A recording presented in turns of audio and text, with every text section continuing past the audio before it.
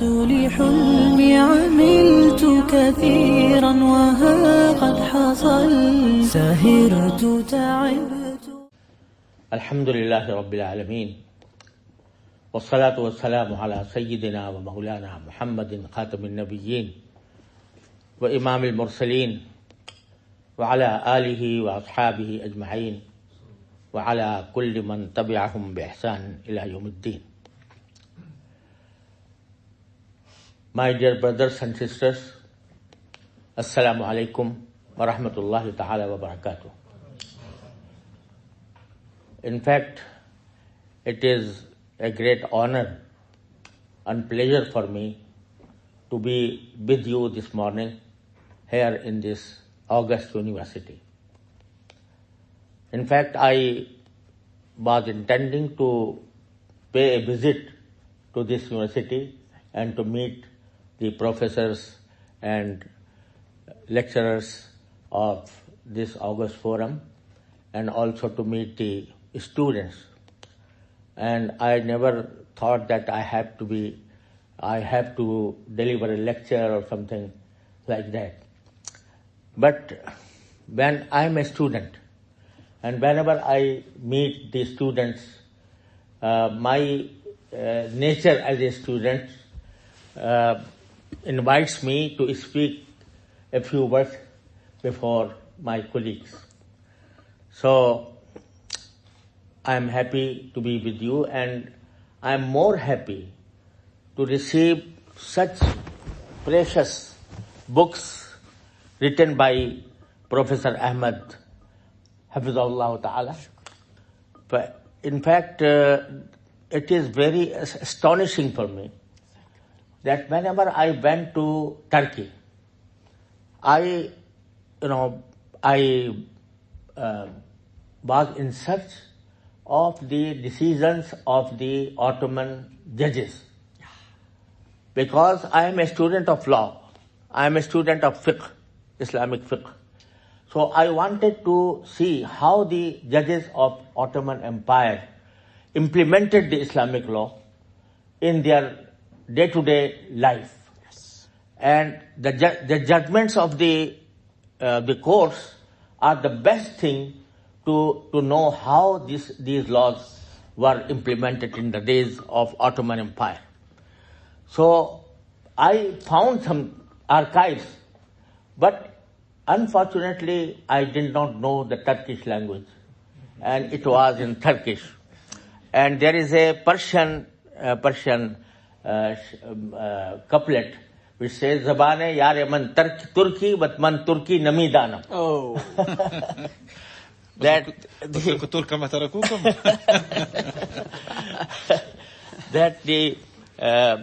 the تمسكوا بالأثرى. So therefore I was not able to benefit from those archives, and I was in search of something that could be translated either in Arabic or in English, so that it will be beneficial for myself and for the Ummah. So now I am so happy to see these very masterly works that are presented by Professor. I am really very grateful. I am extremely grateful for him to equip me with such a treasure of knowledge. And inshallah, I'll benefit from it because I am in the way of codifying the Islamic law to be implemented in our ages. How this Islamic law may be implemented in our ages and in our surroundings. So for that purpose, I have started from Buyu'. My book, Fiqhul Buyu', in 2 volumes, contains the basic principles of the law of sale. And at the end, I have, codified the basic principles of Islamic sale. Now I am working on mortgage and the guarantee, etc. So I will seek help from these treasures of knowledge and I'll be very grateful whenever I find something to my benefit in authoring these books, inshallah. And I have a project to codify the whole Islamic financial law. I have done. MashaAllah, MashaAllah, MashaAllah. Unfortunately in Turkish language. Oh. But I hope, I will show you. Inshallah. Yeah, inshallah. Inshallah. So I hope that inshallah it will be Inshallah. rendered in either contact yeah. after this day, inshallah. Inshallah, inshallah. Thank you very much. Inshallah. Thank you very much. So, alhamdulillah, it is a very great day in my life that I have come here to see you all. And it was to my astonishing that such a jamia or such a university is established here in Netherlands, and I did not know about it before. So I congratulate you to have such a university, and that in this university you are learning the Islamic studies, I think tafsir, hadith, and fiqh. Completely all Islamic sciences. All Islamic sciences, mashallah. So I congratulate you to have this university and congratulate the students that they have such a unique opportunity to learn the Islamic studies from the learned people like Sheikh Ahmad and Sheikh Jalal. We are students for you. In fact, I met yesterday night with Sheikh Jalal and I benefited from his knowledge, alhamdulillah. So you are very fortunate to have these people to teach you, and I advise you to devote your time to learn more and more, because ilm, that is knowledge, has no end. And it is a Arabic proverb that talabul ilm min al-mahdi ila al-lahd. It is sometimes referred to as a hadith. Yeah. It is not a hadith. But it is a saying of some learned people, and it is true that the quest for knowledge does not end, has no end at all. Even to the last breath of a student, he must have the quest for knowledge. I quoted last night the Imam Abu Yusuf rahimahullah ta'ala, that when he was on bed, shortly before his death, so one of his pupil came to him to ask about his health. So Imam Abu Yusuf rahimahullah answered him that about his health. Then suddenly he asked the pupil whether the Rami of Jamarat in Hajj, it is afdal, or it is better to perform it on riding on a horse or on a camel, or walking. This question was in the mind of Imam Abu Yusuf shortly before his death. Then the pupil said, it will be more rewardable to perform Rami while walking. He said no. Then he said, then it will be more rewardable if he performs Rami while riding on a camel or something. He said no. So then what is the answer of the question? He said the Rami of the first day, that is of Jamra Aqaba, should be riding on horse or in a camel, and the Rami of the later 2 days should be while walking, because Rasulullah sallallahu alaihi wasallam done the Rami in this way. He said, the pupil says that when I learned this from Imam Abu Yusuf, I walked out from the house of Imam Abu Yusuf, and I had taken a few steps then a voice came that Imam Yusuf Rahmatullah Alayh has passed away. So this is the Talabul Ilm min al-Mahdi ila al-Lahd. So therefore, I advise you to create the quest of knowledge in your hearts. If you have that quest, then it will always increase your knowledge. And if you are, just complacent on what you have learned and you have no further quest for further knowledge, then it is not a fashion of a true student. So I advise that you should take this opportunity to be here, by being here, to create a quest for knowledge and to benefit from such great professors who are teaching you. And at the same time, I will advise myself first and you before for me and you also, that the mere knowledge is not enough for the betterment of one's life here and hereafter. Mere knowledge, without practicing, without having this knowledge translated into one's actions. So, if, for example, we know that Allah subhanahu wa ta'ala has prescribed 5 times prayer and we do not offer prayer, then this ilm or this knowledge has nothing to do with our betterment here and in hereafter. And the true ilm or true knowledge is combined with true actions according to the knowledge you have acquired. For example, the following of the Sunnah of Rasulullah sallallahu alaihi wasallam. لَقَدْ كَانَ لَكُمْ فِي رَسُولِ اللَّهِ أُسْوَةٌ حَسَنَةٌ لِمَنْ كَانَ يَرْجُو اللَّهَ وَالْيَوْمَ الْآخِرِ وَذَكَرَ اللَّهَ كَثِيرًا. The basic purpose of one's Muslim life is that he follows the footprints of Rasulullah sallallahu alaihi wasallam.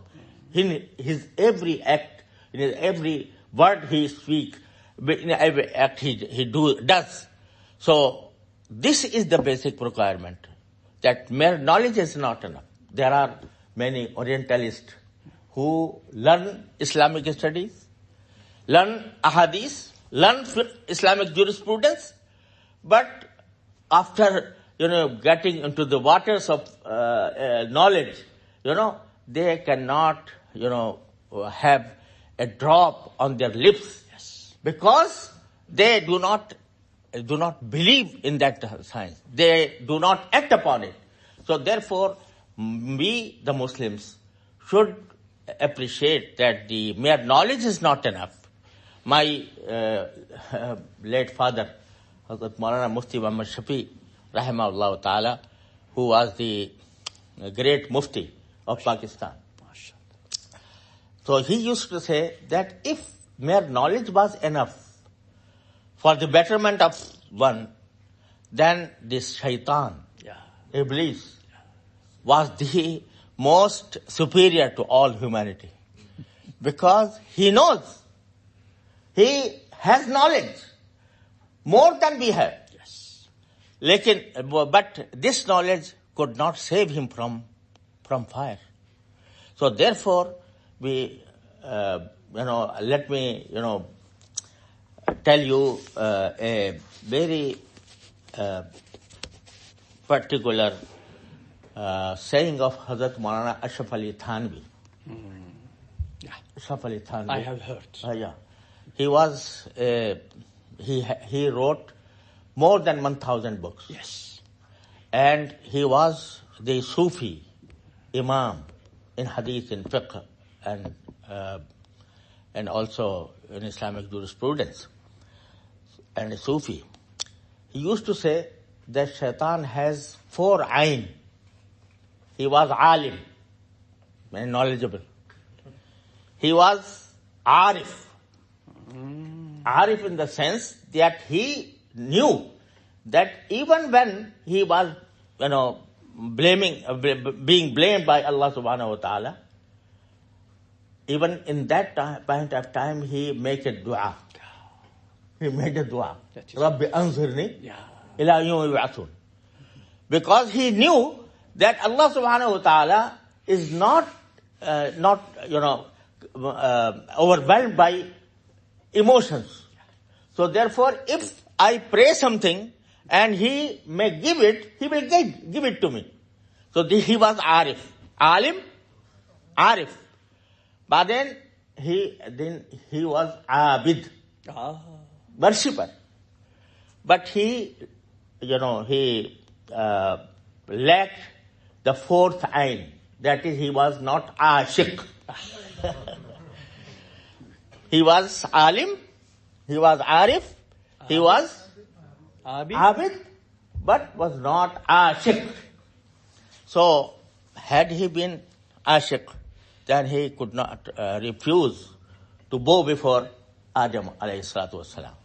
So, I'm reminding myself that mere knowledge is not enough unless I act upon that knowledge and follow the footprints of Rasulullah sallallahu alaihi wasallam. Alhamdulillah. This is the basic purpose of a Muslim student, and we should act upon that.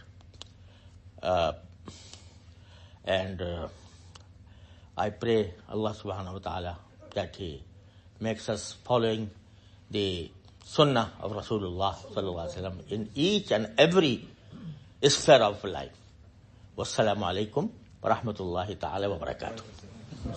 وشكرا لكم للأستاذ العزيز لكلمته الجيدة النافعة المستفيضة جدا.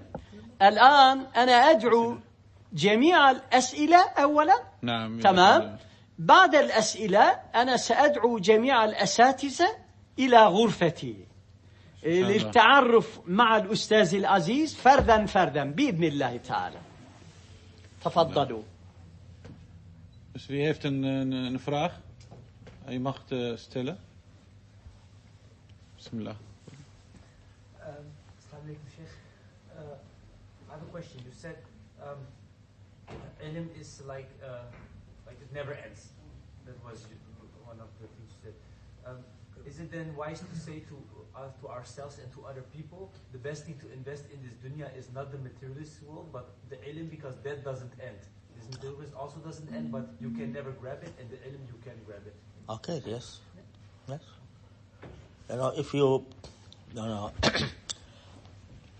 persuade the people to invest in knowledge, that will be much better than investing in some worldly affairs. Because the ilm, is a sadaqah jariyah. Sadaqah jariyah. And when you teach a person, that person, whatever he acts upon that knowledge, is to the credit of your. And it has no end at all. First of all, we are very honored to have you here in the Netherlands and at our university. And I have a question about if you have, do you have plans, or are there books about the Sharh of Bukhari? You have completed the Sharh of Muslim, Takmilat Al-Mulhim. Do you have also plans for Sharh Bukhari? I have already, I teach Sahih Bukhari in Darul Uloom.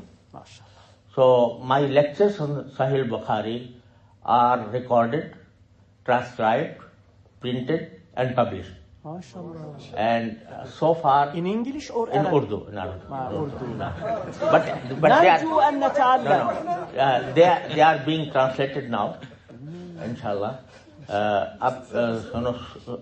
12 volumes have appeared so far, and the others are on way. So, alhamdulillah, these are very, very vast lectures on the ahadith, on the interpretation of ahadith, particularly the jurisprudential principles derived from the ahadith of Rasulullah. I have, alhamdulillah, worked on 3 books of ahadith. One is Sahih Muslim, that is you are referred to, that is Takmilat Fath, al-Mulhim. then this is the إنعام الباري في أمالي صحيح البخاري. والثاني هو درس الترمذي الجامع للترمذي. وأيضا طبع باللغة الأردية والآن ترجم أظن. ها؟ نعم هي تترجم الإنجليزية الآن. الحمد لله. الحمد لله. نستفيد إن شاء الله. نعم.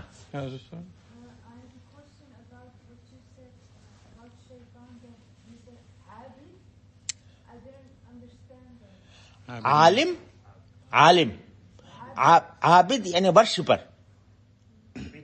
Ibadah. Because he used to worship Allah subhanahu wa ta'ala before he was yeah. وعاشق يعني؟ عاشق يعني ليس بعاشق. ليس. He was not عاشق. أي نعم. نعم. Yes. A student of ilm, if every Muslim has his responsibilities in this dunya, to his parents, to financial and also to materialistic part of this world. But a student of him, if he wants to dedicate his life to acknowledge that he needs to sacrifice, but he also needs to go after the responsibilities in this dunya, and to balance that, to acknowledge, to go to the ilm that it is most profitable for his life and for the akhirah. Do you have any advice to go after that? In fact, there should be a balance between deen and dunya. وقد قال رسول الله هذا روي عن رسول الله صلى الله عليه وسلم أنه قال اعمل للدنيا بقدر بقائك فيها واعمل لآخرتك بقدر بقائك فيها. ولكن أن رسول الله صلى الله عليه وسلم has taught us to maintain a balance between the two. Because that Rasulullah sallallahu alaihi wasallam has practiced tijara, trade. Yeah. He practiced zira'a. Yes. In Juruf. He practiced employment, his job, okay, in Makkah. So he did all these things, but nothing of these things has hindered him from following the commands of Allah. This is the balance. رجال لا تليهم تجارة ولا بيع عن ذكر الله. إذا سمحتم أنقل كلمة الإمام الشافعي. أحسن جزاكم الله خير. هو يقول بالإنجليزية دكتور أحمد. لا أنا أقول باللغة العربية، ولكن لأنني حفظت كلمته. أنا كفيل على رزق علوم الطلبة. سبحان الله. You will not find a student of Islamic studies that he committed suicide because of hunger. Yes. Yes. Yeah. Okay. عندك حاجة؟ بسم الله. إذا حين فراغ خمير. خلاص. شكرا. Yeah. Sorry, I'm not a student, but what does it say about 4 ayns? What steps would you recommend us to take so we can become ashik of Allah subhanahu wa ta'ala? To follow the sunnah of Rasulullah sallallahu alaihi wasallam. In kuntum tuhibbun Allah fattabi'uni يحببكم الله. ما شاء الله أستاذ. أفرحت قلوبنا أستاذ العزيز. والله أنا مسرور جدا شكرا بهذه الصحبة الكريمة، ويعني أشكركم جميعا لحسن الحفاوة. شكرا لكم. حسن الاستماع. بارك الله فيكم جميعا. Bunları toplayıp getireceksiniz odama. نجلس هنا إن شاء الله. لا هنا إلى في غرفتي أفضل. تمام. غرفتي أفضل. بارك الله فيكم. الأساتذة إلى غرفتي مع الأستاذ العزيز للتعامل. لحلمي عملت كثيرا وها قد حصل، سهرت تعبت وقد طاب ذا اليوم.